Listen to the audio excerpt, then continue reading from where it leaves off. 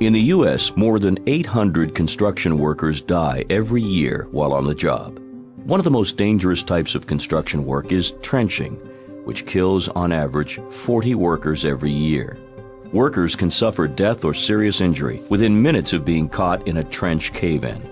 But these deaths can be prevented. The video you're about to see shows how quickly cave-ins lead to workers' deaths.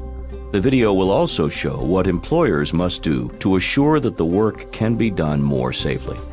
Employers have a responsibility to provide a safe workplace and required protective equipment. You'll see that using the right type of protection saves lives. Please be advised, the scenes you're about to see deal with deaths at construction sites and might be disturbing for some people. All scenes are based on true stories. 5 workers were putting a sewer pipe into the bottom of a trench with a ladder nearby to enter the trench. There was nothing in place to protect the workers inside the trench if the walls collapsed. While the workers were inside the trench, one side began to collapse. 2 workers were able to climb out using the ladder, but the other 3 workers were buried in the soil and unfortunately suffocated to death from the weight of the soil. Let's look at the events leading up to this tragic incident and see how it could have been prevented.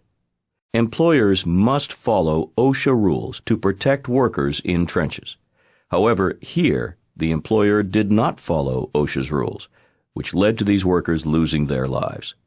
Let's go over the main points of OSHA's rules for trenches to see how to keep workers safe. All trenches must follow OSHA's rules. 1 cubic yard of soil can weigh as much as a car, nearly 3,000 pounds. So unless the trench is cut entirely into stable rock, protection against cave-ins must be used for all trenches more than 5 feet deep, or for any trench that shows signs of cave-in. Before workers can do any work in a trench, a competent person must conduct an inspection to identify and remove any potential hazards. A competent person is someone who can recognize hazards in the area and who has authority to take quick actions to eliminate the hazard, which may include temporarily stopping the work.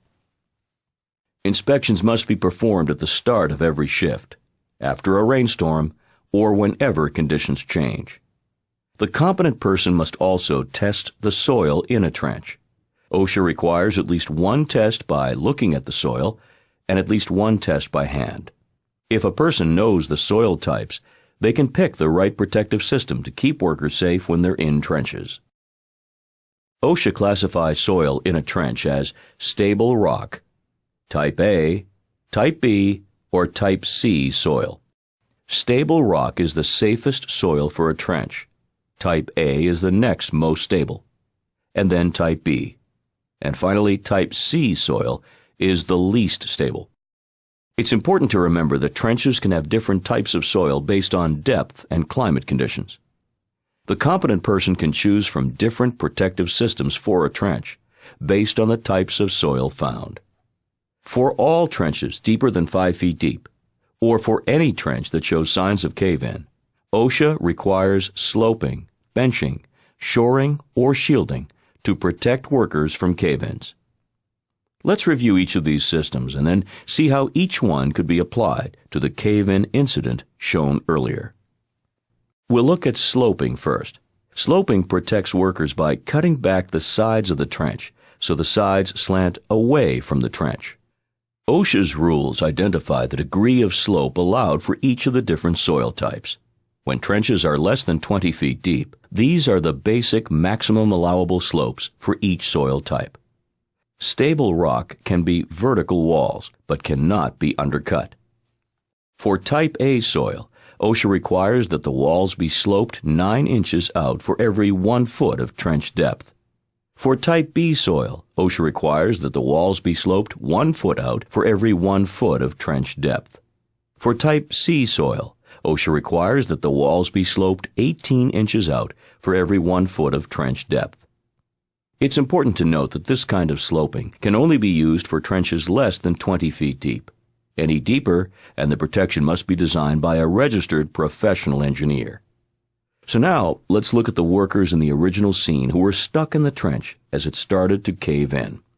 But this time, the soil has been classified as Type B. The trench has been properly sloped, and the spoil pile is moved away from the edges of the trench. The trench walls are not caving in, and the workers are safe while they work. Now let's review the shoring type of protective system for trench workers.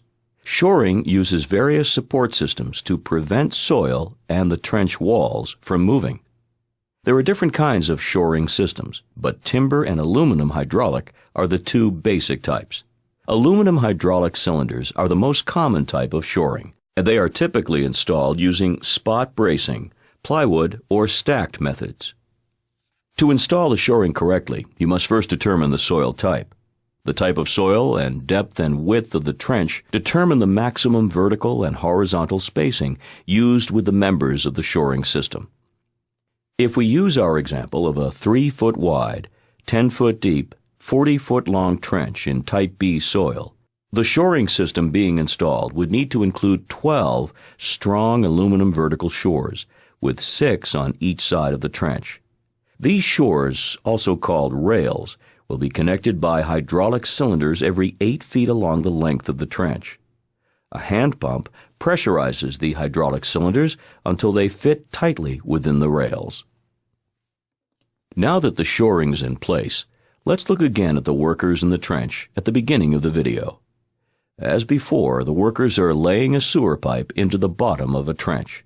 But now the shoring system prevents the trench walls from caving in and keeps the workers safe. Sloping and shoring are ways to protect the sides of the trench so they don't cave in. Now let's talk about shielding, which is a way to protect the workers when they're inside the trench. Shielding involves using trench boxes, also known as trench shields, or other supports to protect workers inside a trench from collapsing soil if a cave-in occurs. The competent person should pick a trench box that is right for the soil type and all other site conditions. A trench box has 2 large plates, which are held apart by 4 horizontal cross members. These plates, or shields, must be between the sides of the trench and the work area. The shields are strong enough to protect workers inside from a soil collapse. The shields can be 2 feet above the bottom of the trench as long as they can support the entire depth of the trench and there's no caving under or behind the shield. The top of the shield should extend at least 18 inches above the level of any materials that could cave into the trench. Trench boxes are typically used in open areas, but they can also be used with the sloping methods discussed earlier. So let's see how a trench box could have saved the workers that we saw at the beginning of the video.